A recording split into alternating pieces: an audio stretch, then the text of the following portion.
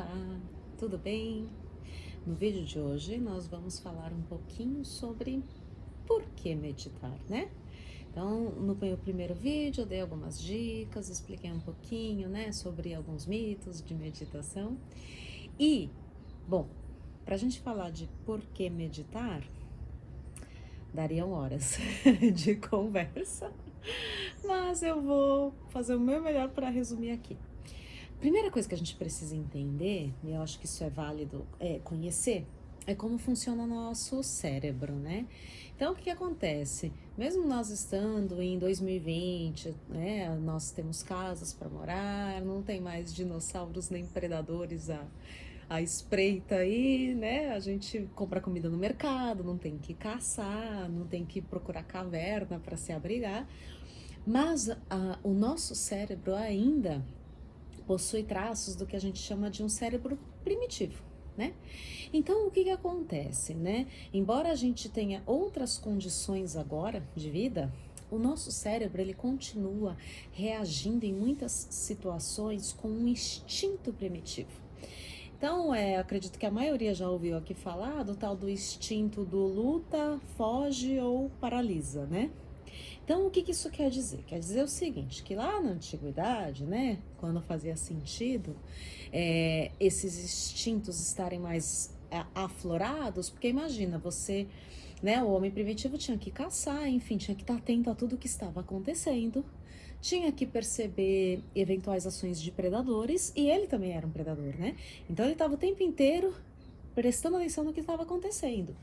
E se aparecesse eventualmente um predador para o homem, o que ele ia fazer? Instintivamente, no nosso sistema límbico, né, numa região chamada amígdala, ela é o nosso centro das emoções. É onde a gente reage rapidamente. Esse sistema é ativado quando o nosso sistema nervoso central detecta algum perigo. Então, né, começa lá perigo, todo o sistema ele é ativado e nessa região especificamente ele tem 3 comandos para dar. Então, é uma situação real de perigo, tem um predador. O que vai acontecer? Não dá para eu usar aqui nessa região da frente, a gente tem o que a gente chama de córtex pré-frontal, que é o quê?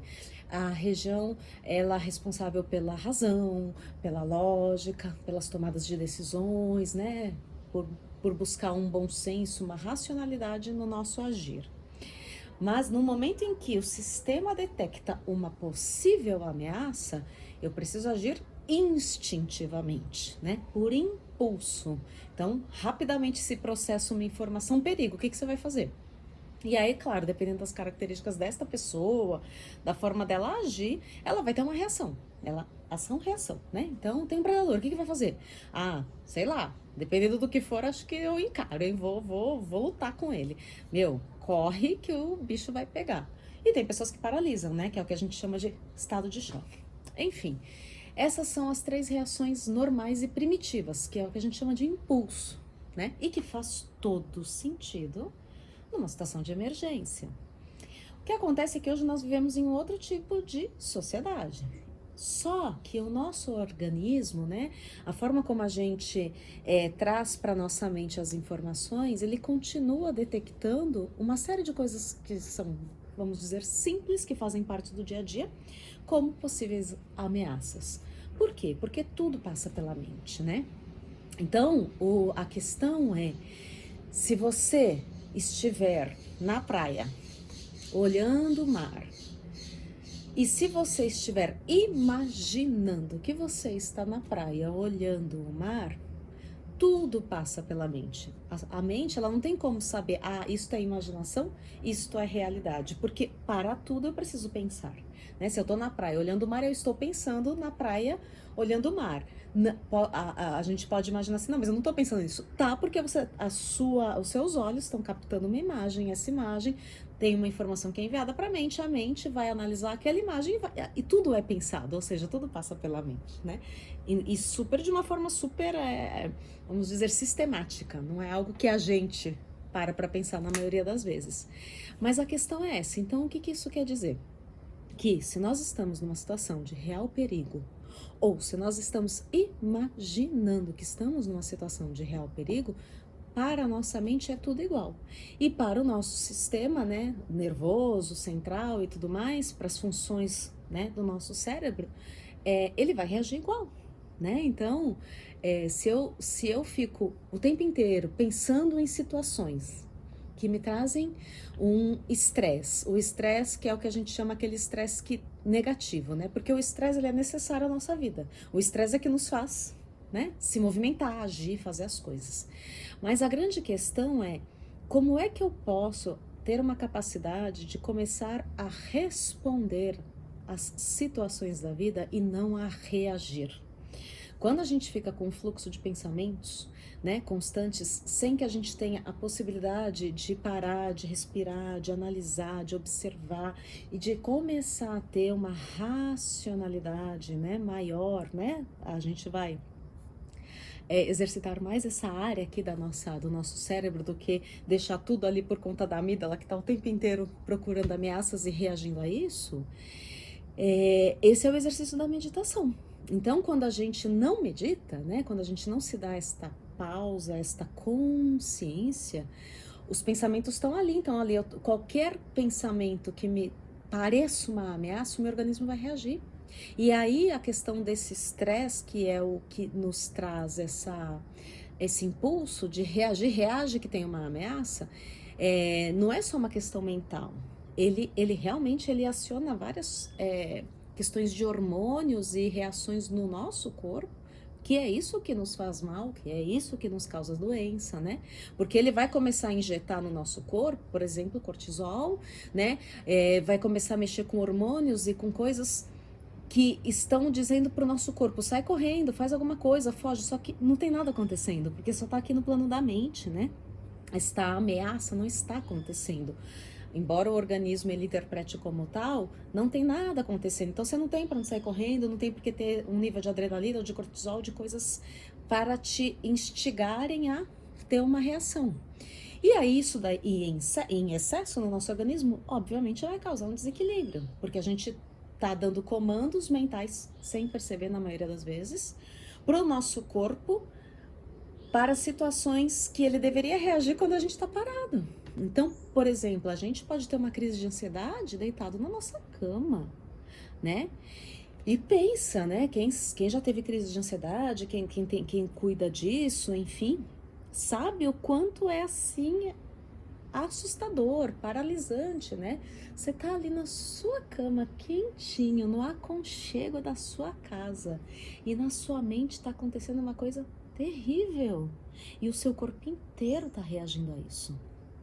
Então pensa, o quanto isso é destrutivo a longo prazo, o quanto isso pode realmente comprometer toda a qualidade de vida de uma pessoa. E aí o que a meditação nos traz?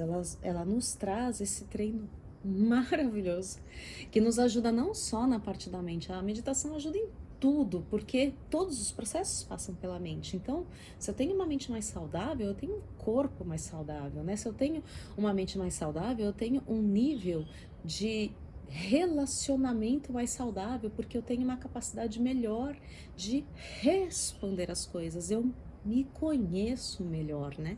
Eu crio um espaço dentro de mim aonde eu consigo olhar as coisas e as pessoas e as situações de uma forma mais clara, né? Porque quando a gente está no meio da confusão, a gente não pensa claramente, né?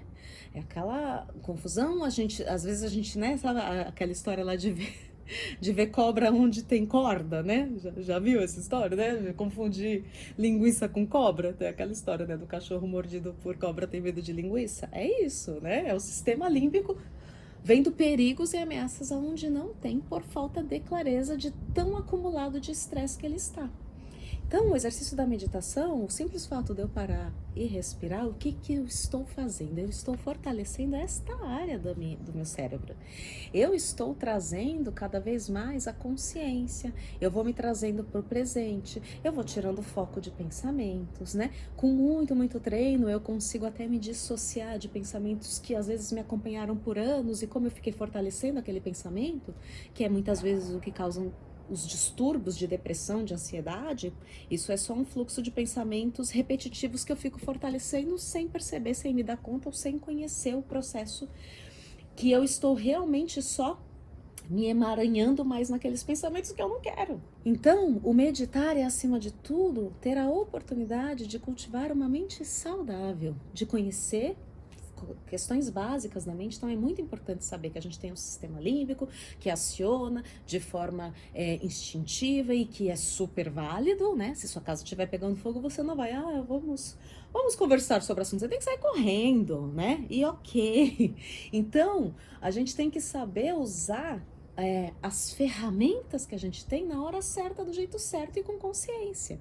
Então eu vou usar a minha ferramenta, que é a minha mente, que é uma ferramenta maravilhosa, de uma forma mais inteligente. Como? Conhecendo essa mente, conhecendo coisas básicas da mente e treinando. Né? Treinando, né? Muitas pessoas falam assim pra mim, eu tentei meditar há algum tempo, eu não consegui. Quanto tempo você tentou meditar? 2, 3 vezes. Ou às vezes tem gente que fala, não, tentei alguns meses, mas não consegui.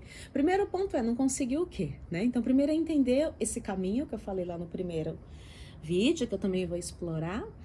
Mas o segundo ponto e o mais importante, eu gosto muito de fazer essa comparação porque fica fácil de entender, né? Eu nunca vi ninguém falar assim, levei meu filho para aprender a nadar, né? Eu quero, importante nadar, levei meu filho para aprender a nadar. E aí? Ele fez umas 2 aulas e não aprendeu a nadar, você acredita? Eu acho que ele tem algum problema, alguma dificuldade. Ninguém aprende a nadar em 2 aulas, né? Por que as pessoas acham que vão aprender a meditar fazendo 2, 3, 4, 5, 10 práticas? E outra, e mesmo que você deixe a criança lá há anos, né, ali praticando, ela vai aprender depois de alguns meses, dependendo, né, da criança, se ela gosta, se ela não gosta, enfim. E às vezes até adultos, né? Um adulto que não sabe nadar vai lá aprender também. E vai passar por todo esse processo. E de repente, se ficar muito tempo, né, sem cair numa piscina e tudo mais, pode ser que esqueça, ou pode ser que tenha mais dificuldades, ou esqueça algumas modalidades. Então, meditar é igual aprender a nadar, é igual aprender a andar de bicicleta, é igual aprender qualquer exercício que necessite de uma prática, né? Que necessite de instruções, que necessite de um formato em que você realmente se dedica àquilo, né? E a meditação é igual. Né? Então, a grande questão de meditar eu medito para quê? Para chegar em algum lugar e falar, nossa, hoje eu meditei por 2 horas. Não é isso, né? Às vezes, se você meditar por 5 minutos, 10 minutos e fizer isso todos os dias, você pode ter uma qualidade de vida, uma mente mais saudável do que uma pessoa que a cada uma vez por semana fala, não, eu vou sentar lá, vou meditar por 1 hora, uma vez por semana. Pode ser que dê certo, eu acho difícil, porque esse é um exercício diário, por quê? Porque a gente usa a nossa mente o tempo inteiro, né? Então, o que é mais legal da meditação? O que é que você vai perceber de benefício é o que acontece com você e como você responde, porque aí você para de reagir, né? Naqueles impulsos, sabe? Aquele negócio de, falei, não queria falar, fiz, falei que não ia fazer, Não é isso que acontece com a gente, né? Esse tempo inteiro estamos distraídos, respondendo no piloto automático, aliás, reagindo no piloto automático. A gente vai aprender a responder.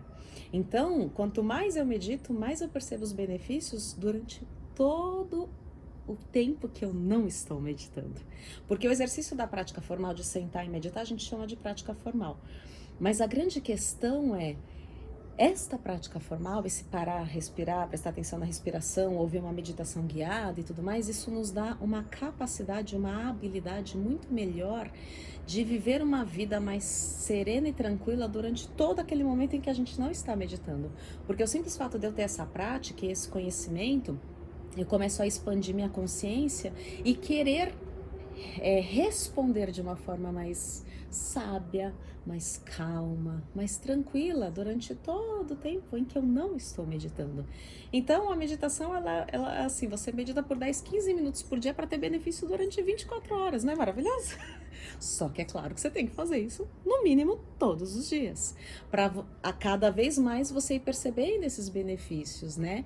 E realmente percebendo essa melhora na qualidade de vida. Uma pessoa que tem uma mente mais saudável, mais sábia, mais equilibrada, tudo na vida dela se transforma, né? A forma como ela lida com as próprias emoções, conforme eu me conheço mais, eu tenho mais capacidade de me autorregular, eu vou conhecer o outro melhor, porque afinal de contas todos nós somos constituídos basicamente das mesmas coisas.